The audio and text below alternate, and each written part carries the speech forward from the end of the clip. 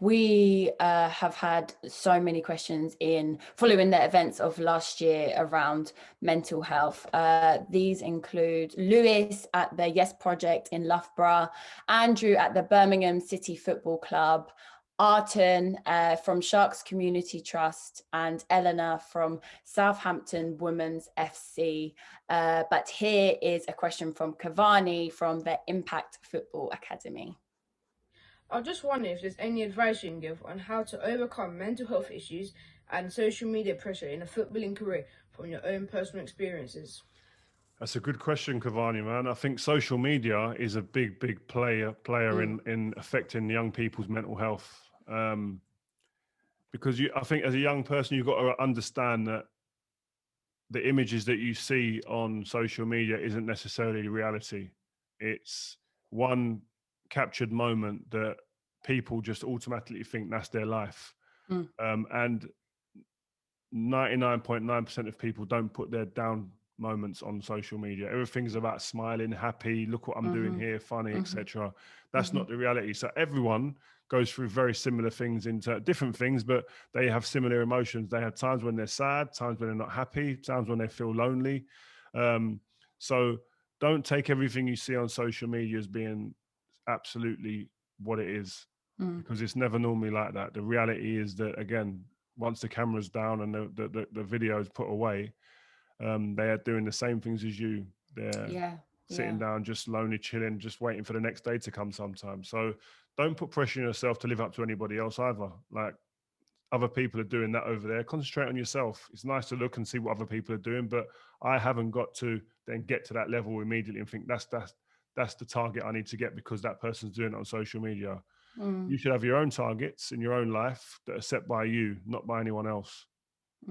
Yeah, there's so much pressure on young people these days via social media, isn't there? Do you feel that as well, Jess? Hugely. I feel almost so much to the point where sometimes I've just got to come off social media to just get away from it all. And then I also find that I do this thing where I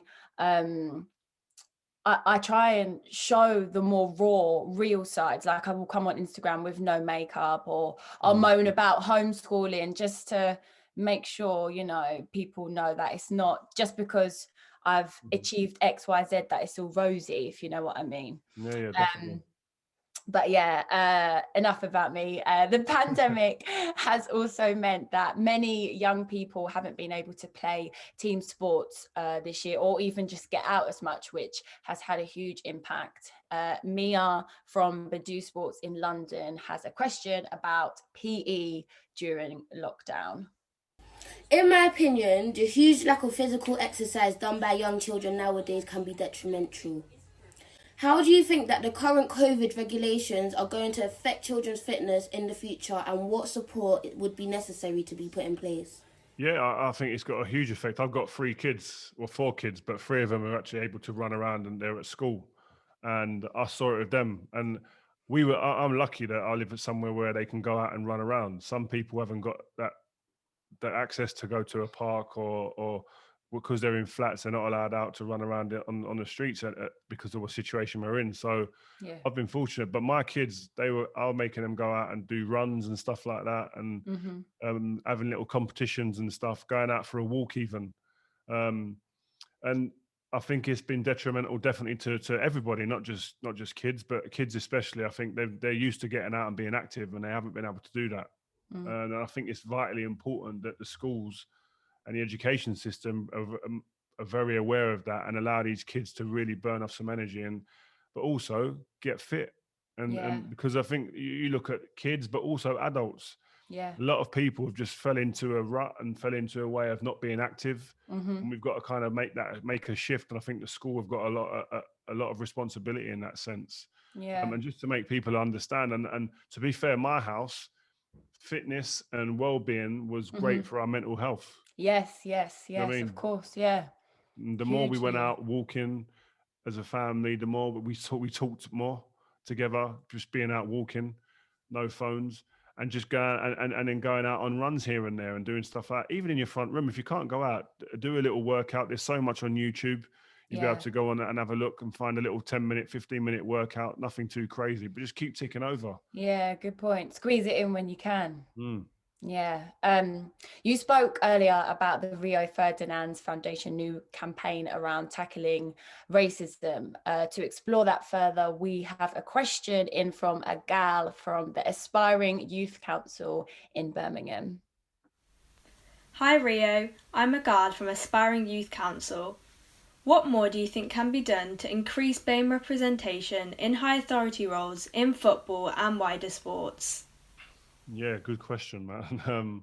It's crazy. I've just gone on the board of the Gym Group, which is a big corporate company in England, and part of that role is about diversity at that board level, and that inclusivity and stuff. And I totally agree with it. There's obviously a problem at the moment, especially in football, in sport, that most of these sports are dominated and or have a great amount of people from different backgrounds playing, but that's not represented in the boardrooms or the decision-making areas. That's something that I feel will change, but we need that process to speed up. And there are companies, like I said, the Gym Group, who are being proactive in that sense and starting to make the right noises and the right decisions in definitely putting people from different diverse backgrounds, different genders in positions where there's a lot more of a level playing field in that sense.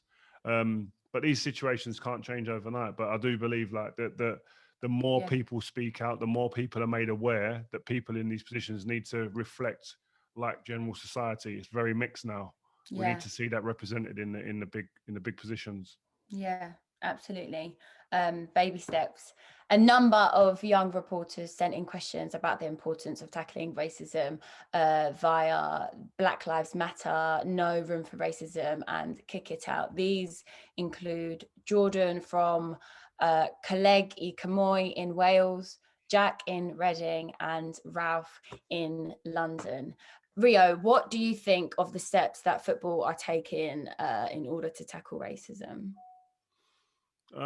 The Black Lives Matter movement and the situation that arose a few months ago definitely made people have to sit up and think and be more proactive in the way that these things are being highlighted, being reported in the media. I think that's a big part of it. The way that these things are reported in the media are important because that controls the narrative.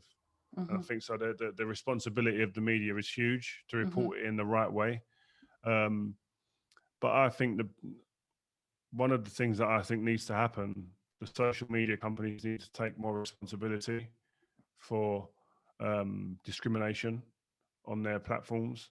But I also feel that all of the media companies that play a role in sport, in delivering sport to the millions of eyeballs that are on it, need to have the same message.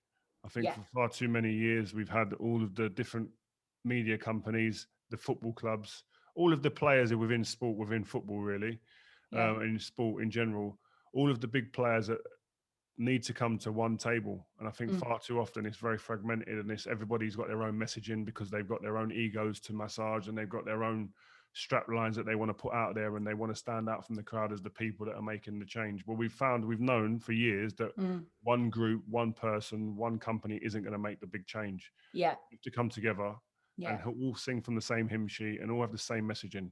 If the sooner that happens, the more powerful the message is. And there's no mixed messages then for people to get caught up in any grey areas. Yeah. Do you think that we are on the brink of that happening right now? No, if I'm honest, no. We're not close enough to I don't know if them conversations are happening completely. I think that all of the companies, the stakeholders within football, especially, are talking, but mainly talking at each other maybe, or talking alone and getting their own house in order. Which I don't think is the right recipe to make the right steps in the right direction. Yeah, I'd love to be made wrong. Yeah, but at the moment, I don't see it myself being too far from the truth. Yeah, well, hopefully in the near future that won't be the case. I can't believe we are nearly at the end of our interview. Before you go though, we have some quick fire questions if you don't mind answering them. Is that cool? Yeah, go on, let's Yeah. go. All right. Okay, cool. Quick fire. Joe from Sharks Community Trust asks, if you wasn't a footballer, what career choice would you choose? If I wasn't a footballer, I would have been an entertainer in some way, shape, or form. Oh, yeah? Yeah, I would have been like either an actor or a singer or something like that. I'd have been on the stage somewhere. Yes, performing. Cool, I like it. Leon from Badu Sports in London asks, how did you feel playing in front of big crowds? And what advice would you give to someone to help calm their nerves?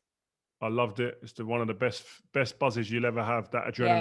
adrenaline. I couldn't sleep after the games normally till about 3-4 in the morning because of the adrenaline. But dealing with it with nerves was never to think about the occasion. Mm-hmm. Like we all going to go into some point, whether it's going in for a job interview or doing an exam or whatever it is. Yeah. Is managing your emotions and managing your nerves is about trying to take the enormity of the situation down and try and treat it like it's any other day if you can. It's difficult, don't get me wrong. It took me quite a while to work it out. But I stopped thinking about what it means. What is this leading up to something? So the moment I started not thinking about how big this is, how important it is, the better I was and the better I performed. Yeah, I hear that. Natalie, who is 16 from Northern Ireland, is wondering, what do you think of the development of the women's games in recent years, and what do you think can be done to develop it further? Well, I think the game's come such a long way. I think that, again, the media companies are starting to buy into it, so we're getting more access to games. The big difference is that I know loads of many more women players' names, or I at least know their faces. If I saw someone, I'd know that she plays for Man City or she plays for Chelsea. I know it's because of the awareness has gone up so many levels. I used to watch women's football when I was younger, like Doncaster Bells and teams like that when I was younger anyway. But when it was on TV, the odd time it was on TV. But now I think it's come such a long way. I think there's still big strides to be made. You can't doubt that. But I think they're moving in the right direction, and I'm sure the ladies would tell you that they'd like it to be quickened up a little bit, but I think they are definitely moving in that right direction to have that bit more equality and an understanding of the women's game and where it needs to be. Yeah, good. Fantastic. About time. Our final question is from Ella in South Wales. Hi, my name is Ella. I'm a Year 11 pupil from Maesteg School in South Wales. My education has been very different this year with online schooling and remote learning. How have you and your family adapted to this change? Are you a good homeschool teacher? Wow, I am, and I'm not a good homeschool teacher. Never am I. My respect levels have gone through the roof for teachers, their patience. I've got no patience. I've worked out. I thought I was a very patient person. Kate has done everything with the kids in terms of the homeschooling, because I'm just like, the way that I was taught and the way that I translate certain questions and whatnot and workings out are so different to the way they do it now. We're getting to the same answer, but I'm working it out the wrong way, and they're going, "You're wrong, Dad," and I'm going, "What are you talking about? That's the answer." So it's been difficult, and I think it puts a lot of stress on the families, man. Like the kids' relationship with their parents, and it's been strained definitely in this period. But what I would say, I think is I know a lot more about my kids now than I probably ever did, and I put myself down as being a good parent. Yeah. But because we've had that much more time together now, you do know more about each other. Yes, they get on your nerves, the kids. The kids get on your nerves. They do. I can't lie. The parents get on the kids' nerves. But at the end of the day, hopefully it's brought a lot of people closer. Yeah. And we can take the positives out of this period of lockdown. Absolutely. And keep them going into your normal set of life. Even like, for instance, one of the big things that's come out of it is the kids now, their housework is unbelievable. The way they do their chores, they've learned so much in terms of chores, cleaning their toilets. Silver linings. Oh, it's beautiful. So I'm just sitting there now and all the stuff's getting done. It's beautiful. Oh, no, you're right. I feel like there definitely has been that small positive, just spending that extra time with family over not a great year. But Rio, That's all we have time for today. Thank you so much for answering these questions, and thank you to all of our young reporters for submitting them. Thank you. You mentioned that single. Do you want to remind us of the details again? Listen, make sure you go out and get it. The single by Heather Small, she's the lead singer for M People. It's called United Together. Please go and get it. It's release today. Don't be late. Press the button. Buy it. Thank you so much. And for more details on how to get involved in future BBC Young Reporter events or the Rio Ferdinand Foundation, head over to the Young Reporter website via the BBC page. United together.